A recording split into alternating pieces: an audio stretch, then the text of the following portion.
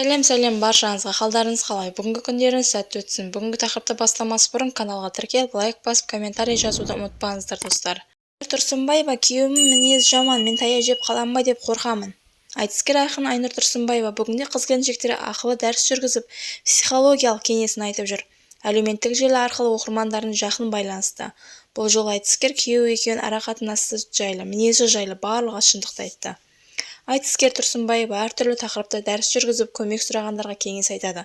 Жеке өмірін мысалға келтіре отыра өзгенің проблемасын шешуге тырысады. Айтыскер бұл жолы ажырасу, әйелдің жаман мінезі, күйеуінің арадағы жанжал мәселесін айтты.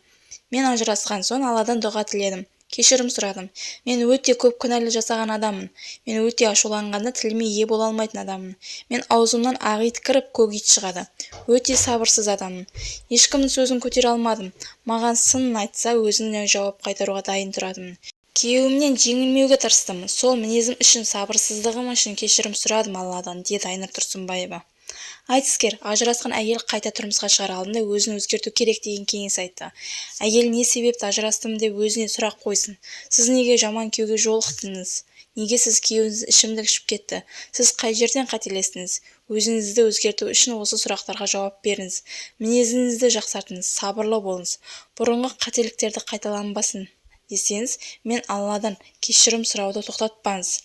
Жақсы күйеу жолықтырсын деп мен өзім дұға тіледім. Сабырлы болуды үйрендім. Күйеуімдікі дұрыс емес болса да, дұрыс болса да үндемейтін болдым. Аузымды жауып алып отырам. Басқа бөлмеге кіріп алам, есікті жауып алам. Себебі жаман сөз айтып қоям ба деп қорқамын.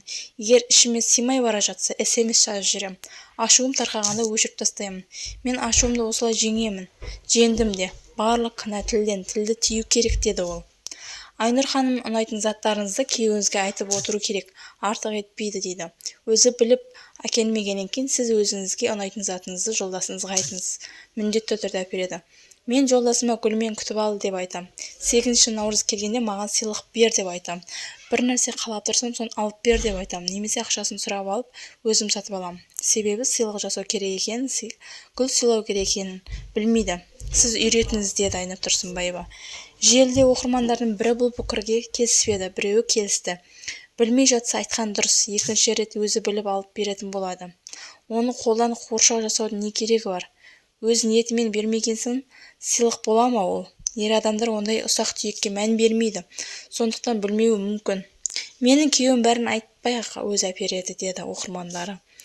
Айтыскердің қазіргі жолдасы Нұржан, Жамбыл облысы Жаңатас қаласының тумасы, 1983 жылғы азамат. Айтыскердің 6 жас кіші. Сіздер Айнұр Тұрсынбаеваның оқуына, курсына қатысып оқыдыңыздар ма? Қандай ой түйдіңіздер? Сіздерге оқуы, сіздерге кеңестері, сіздерге әсер етті ме? Сол туралы комментарийға жазуды ұмытпаңыздар. Соңына дейін тыңдағандарыңызға көп рахмет. Лайк басып, комментарий жазып, каналға тіркелуді ұмытпаңыздар.